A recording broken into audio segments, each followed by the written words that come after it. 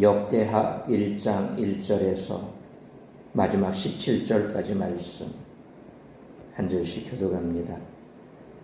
다윗의 아들 솔로몬의 왕위가 견고하여 가며 그의 하나님 여호와께서 그와 함께 하사 심히 창대하게 하시니라.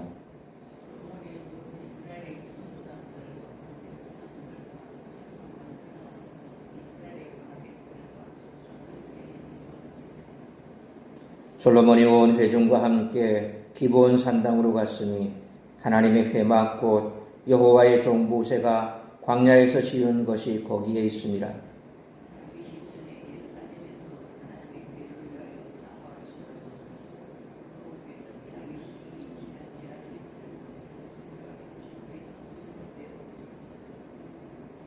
옛적에 훌의 손자 우리의 아들 브살렐이 지은 놋제단은 여호와의 장막 앞에 있더라.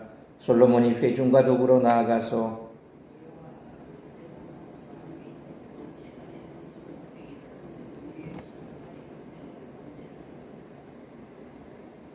그날 밤에 하나님이 솔로몬에게 나타나 그에게 이르시되 내가 내게 무엇을 주랴 너는 구하라 하시니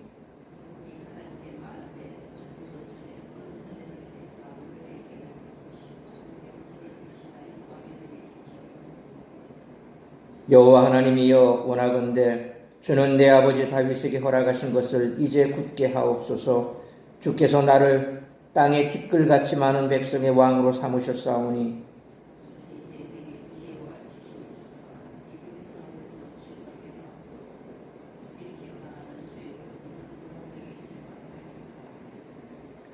하나님이 솔로몬에게 이르시되 이런 마음이 내게 있어서 부나 재물이나 영광이나 원수의 생명 멸하기를 구하지 아니하며 장수도 구하지 아니하고 오직 내가 내게 다스리게 한 내 백성을 재판하기 위하여 지혜와 지식을 구하였으니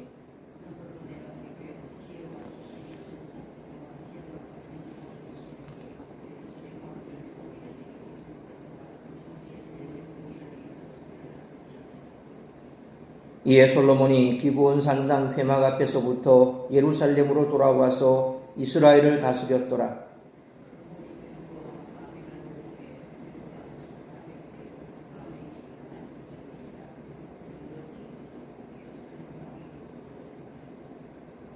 왕이 예루살렘에서 은금을 돌같이 흔하게 하고 백향목을 평지에 뽕나무같이 많게 하였더라.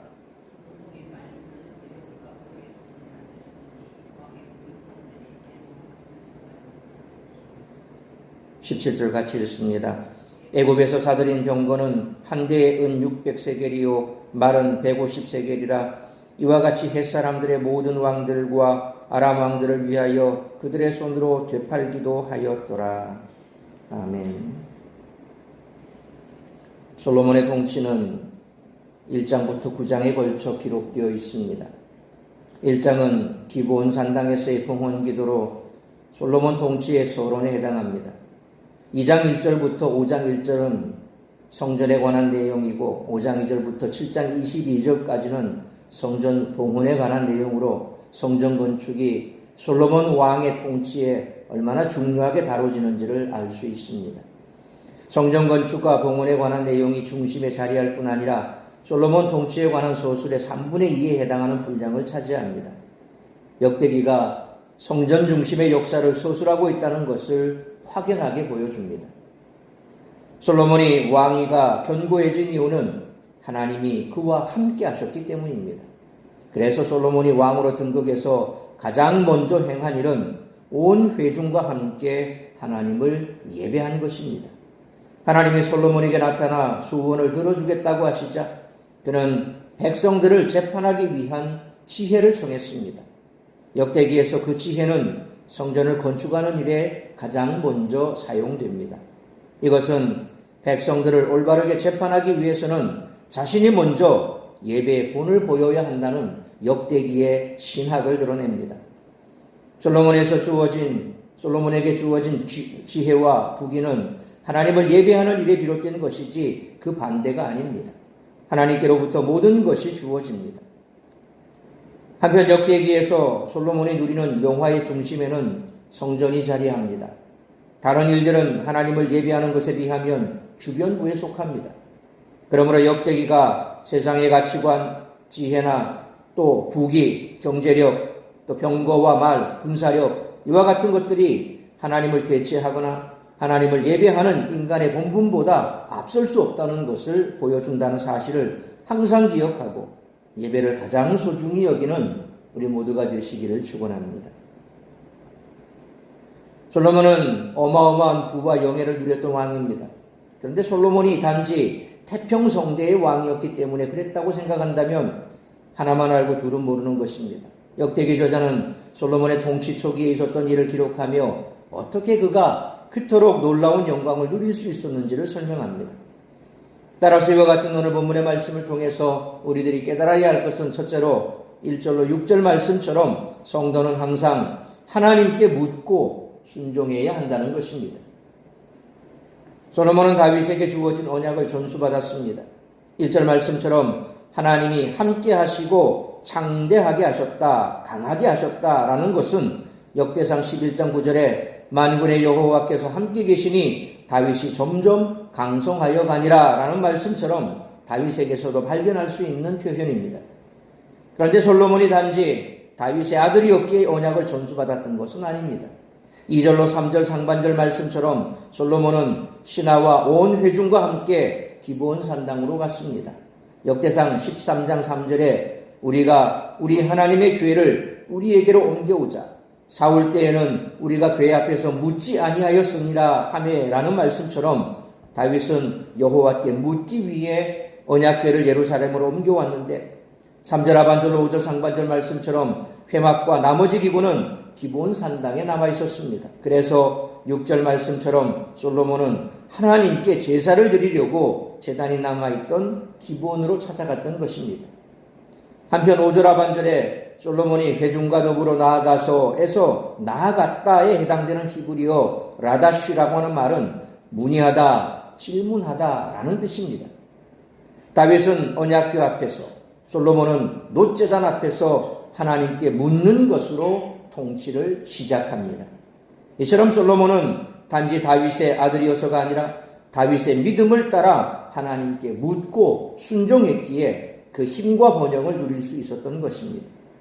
그러므로 무슨 일이든 항상 하나님의 지혜를 구하고 묻고 순종함으로 하나님이 주시는 은혜와 축복을 날마다 누리며 살아가는 우리 모두가 되시기를 축원합니다. 두 번째로 7절로 13절 말씀처럼 성도는 하나님의 나라와 의를 먼저 구해야 한다는 것입니다. 솔로몬이 역대상 28장 9절에 하나님을 찾으면 만날 것이다 라는 다윗의 가르침에 순종하자 정말 하나님은 7절 말씀처럼 솔로몬을 찾아와 만나시고 원하는 것을 구하라고 말씀하십니다. 이에 솔로몬은 먼저 8절로 9절 상반절 말씀처럼 다윗 왕조를 굳게 하시겠다는 약속을 재확인해 달라고 이야기합니다. 그리고 9절 하반절로 10절 말씀처럼 지혜와 지식을 주셔서 백성들을 다스릴 수 있게 달라고 요청합니다.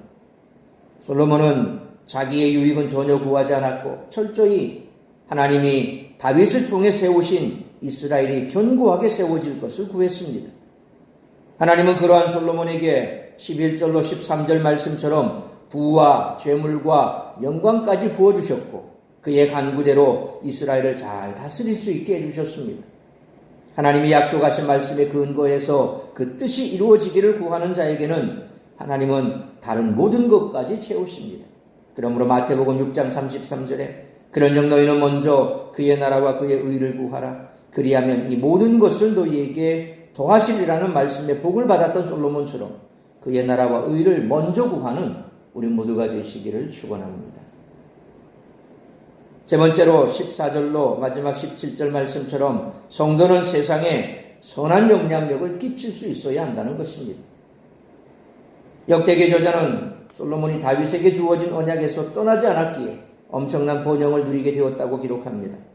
일반적으로 왕의 힘은 군사력, 경제력으로 가늠할 수 있는데 14절 말씀처럼 솔로몬의 군사력은 병거 1400대, 마병 12,000명에 이르렀고 15절 말씀처럼 경제력은 은금이 돌같이 흔하고 백향목이 뽕나무처럼 많았다라고 이야기할 정도였습니다.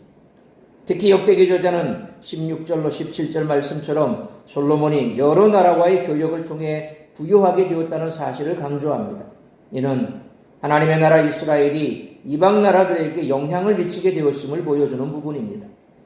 예수님이 말씀하셨듯이 교회가 먼저 하나님의 나라와 의를 구하고 하나님의 뜻이 이 땅에 이루어지기를 구하면 하나님은 교회의 모든 필요를 채우실 뿐 아니라 교회로 하여금 이 세상을 통치하게 하실 것이라고 말씀합니다.